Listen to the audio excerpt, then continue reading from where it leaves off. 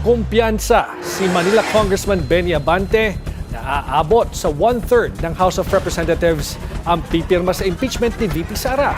Bagaman pinaninindigan ng kongresista na accountability ang habol niya, kunestyon naman ng Duterte ally na si Attorney Jimmy Bondoc ang motibo ng impeachment lalo na't malakas na presidential contender umano si Duterte.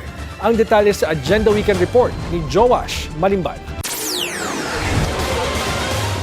Confident si Manila Congressman Benny Abante na at least 1/3 ng Kongreso ang boboto para i-impeach si Vice President Sara Duterte. Sa programang Politico Talks ng Billionaire News Channel, sinabi ni Abante na bagaman hindi siya kumpiyansa, nasing dami ng pumirma last year ang posibleng pumirma ngayon, 105 congressmen lang daw ang kailangan para ma-impeach ang pangalawang Pangulo.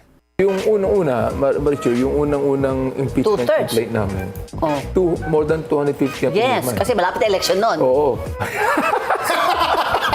Malapit na election nun. Sa ako, ang ano ko dyan, ganito, I don't think that 250 will vote against impeachment. Yeah. It only takes 105 of the 311 congressmen to...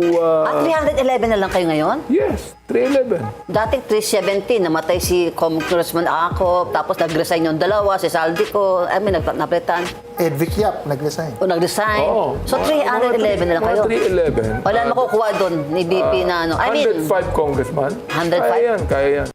Matatanda ang isa si Abante sa mga nag-endorse ng ika-4 na impeachment complaint laban kay VP Sara. Ayon kay Abante, dapat harapin ng pangalawang Pangulo ang mga alegasyon ng korupsyon sa kanyang termino. Tiwala rin siya na matibay na witness ang nagpakilalang bagman ni VP Sara na si Ramil Madriaga. Basta raw ay hindi ito bigla-biglang magre-recant ng kanyang statement.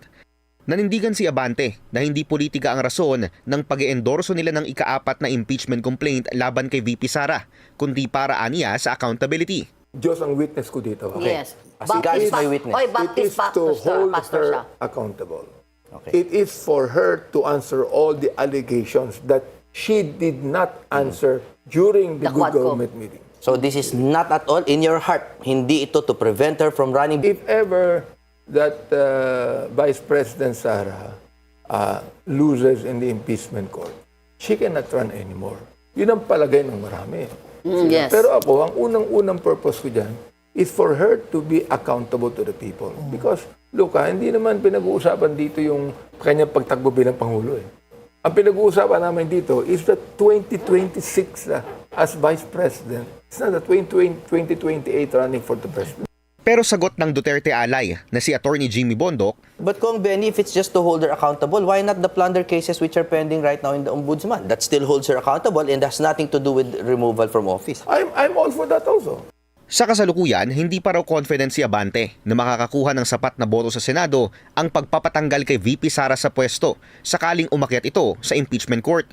Pero paninindigan niya, gagawin ng Kongreso ang kanilang mandato sa pagtutok sa impeachment proceedings. Dagdag pa ni Abante, hindi rin daw matatakot ng announcement ng bise na tumakbo sa pagkapangulo sa 2028 ang mga kongresista para hindi suportahan ang mga inihaing impeachment complaint laban sa kanya.